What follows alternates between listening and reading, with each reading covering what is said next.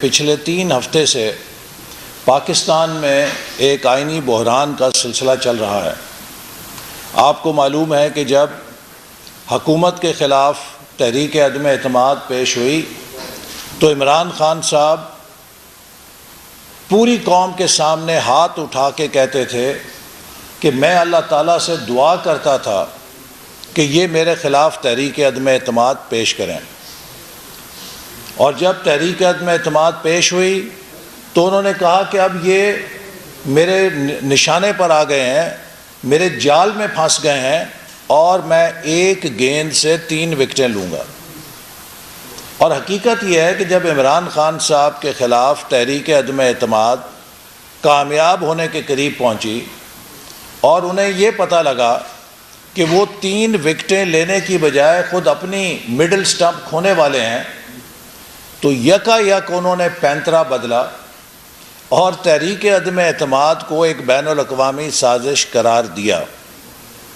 میں سمجھتا ہوں کہ پاکستان کا کوئی سیاستدان آج تک اقتدار کھونے کے بعد اس قدر بچگانہ حرکتوں کا مرتکب نہیں ہوا جتنی بچگانہ حرکتیں عمران نیازی صاحب اور ان کا ٹولہ کر رہا ہے۔ آج پاکستان کو پوری دنیا کے سامنے ایک تماشا بنایا ہوا ہے کہ ایک شخص جو سابق وزیر اعظم ہو یا وزارت عظمیٰ کے عہدے پہ 4.25 سال بیٹھا رہا ہو، وہ اپنے ملک کے خلاف، اس کے مفادات کے خلاف، اس کی خارجہ پالیسی کے خلاف اس قدر بے رحم اور غیر ذمہ دار ہو کے کھیل سکتا ہے۔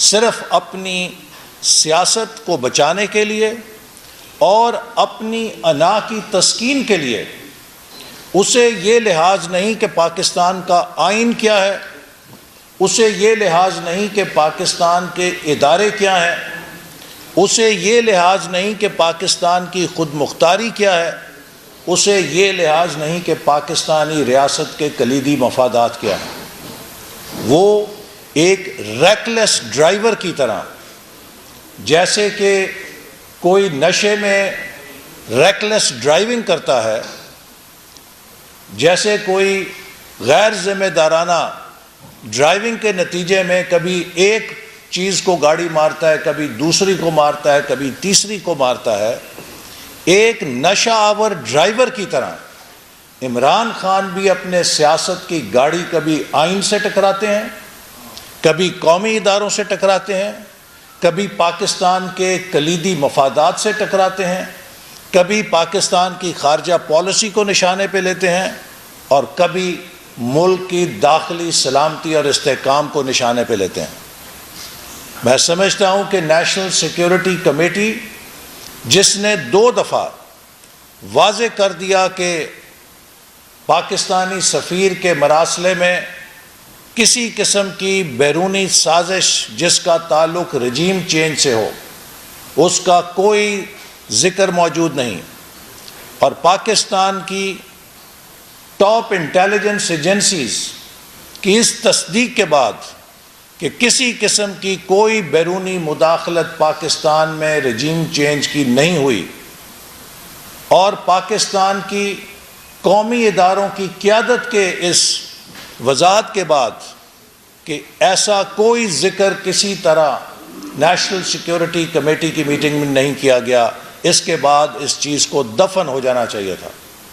لیکن عمران خان صرف اپنی ناکام سیاست کو زندہ رکھنے کے لیے وہ مسلسل پاکستان کے مفادات سے کھیل رہا ہے۔ میں یہ بات کئی دفعہ کہہ چکا ہوں کہ پاکستان نے اگر خود مختاری کو بچانا ہے، دفاع کرنا ہے، اگر پاکستان نے دنیا کے سامنے ایک مضبوط ملک بننا ہے، تو اس کی پہلی شرط مضبوط معیشت ہے۔ Strong economy is strong Pakistan, اور اسٹرانگ اکانومی تب ہوگی جب پاکستان دنیا کی معیشت کے ساتھ جڑے گا۔ پاکستان دنیا کی معیشت سے کٹ کر مضبوط معیشت نہیں بن سکتا۔ ہمیں فورن ڈائریکٹ انویسٹمنٹ چاہیے، ہمیں اپنی مصنوعات کے لیے بین الاقوامی منڈیاں چاہیے.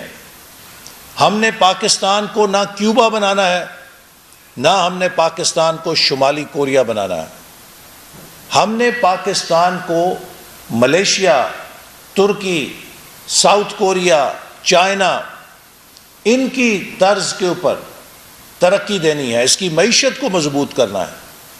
پاکستان کی معیشت کے لیے 4 مضبوط خارجی ستون ہیں جن کے ذریعے پاکستان مستقبل میں تیزی کے ساتھ ترقی کر سکتا ہے.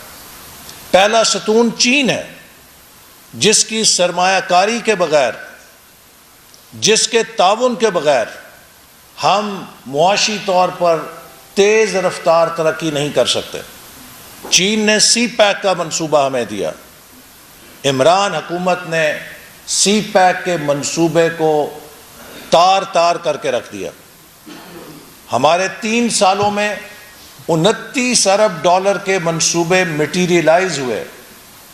عمران خان کے 3.25 سالوں میں $1 کا نیا منصوبہ نہیں آیا. چین کو بیہودہ قسم کے کرپشن کے الزامات لگائے گئے. چین کو ناراض کیا گیا یہ کہہ کر کہ اس نے مہنگے قرضے ہمیں دے دیے ہیں. لہٰذا پاکستان کا پہلا خارجی ستون معیشت کا چین، اس کو ناراض کر کے ایک طرف ہمارے تعلقات میں سرد مہری پیدا کر دی گئی. پاکستان کے دوسرا ستون یورپین یونین ہے، جہاں نہ صرف پاکستانی تارکین وطن بھی بستے ہیں بلکہ اس نے GSP+ ہمیں دے رکھا ہے. اور یہی عمران نیازی جب فرانسیسی سفیر کو نکالنے کی بات تھی، جب نبی کریم صلی اللہ علیہ وسلم کی حرمت اور ناموس کا سوال تھا، تو قوم کو یہ بھاشن دے رہا تھا کہ ہمارے قومی مفادات میں نہیں ہے کہ ہم یورپین یونین سے تعلقات کو بگاڑیں. اور جب اپنی سیاست کی باری آئی تو ایک دم یورپین یونین سے تعلقات کو بھی چھکا لگا دیا اور جلسے کے اندر ان کو للکارے مارنے شروع کر دیے اور مولا جٹ کی سیاست شروع کر دی. ہمارا تیسرا ستون معاشی میدان میں خارجی امریکہ ہے، جو ہماری مصنوعات اور برآمدات کی بہت بڑی منڈی ہے اور دنیا کی سب سے بڑی تجارتی منڈی ہے، جس کو چین بھی ناراض نہیں کرتا. امریکہ اور چین کے سرد جنگ کا جب ماحول ہو تب بھی چین کے صدر نے کبھی امریکہ کے حوالے سے غیر ذمہ دارانہ بیان نہیں دیا ہے.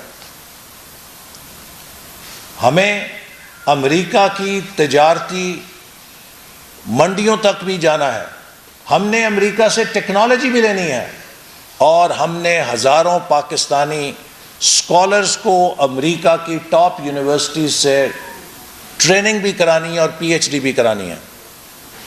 دنیا میں ہر ترقی کرنے والے ملک نے ہزاروں کی تعداد میں، چاہے وہ چین تھا، چاہے وہ ساؤتھ کوریا تھا، چاہے وہ جاپان تھا، چاہے وہ ملیشیا تھا، چاہے وہ ترکی تھا، کسی ملک کو آپ دیکھیں انہوں نے ہزاروں کی تعداد میں امریکہ کی یونیورسٹیوں سے اپنی ہیومن ریسورس تیار کی، اس نے واپس آ کے اس ملک کو کھڑا کیا. تو لہٰذا یہ تیسرا ستون ہے جس کی ہمیں ضرورت ہے. YouTube پر گوگلی نیوز دیکھنے کے لیے youtube.com کی سرچ بار میں گوگلی نیوز TV ٹائپ کریں. گوگلی نیوز کے پیج پر سرخ رنگ کے سبسکرپشن والے بٹن پر کلک کرنا نہ بھولیے. YouTube پیج پر اپلوڈ ہونے والی ویڈیوز سے باخبر رہنے کے لیے بیل آئیکن پر کلک کیجیے. آپ کو ہر نئی ویڈیو کے بارے میں نوٹیفیکیشن موصول ہو جائے گا.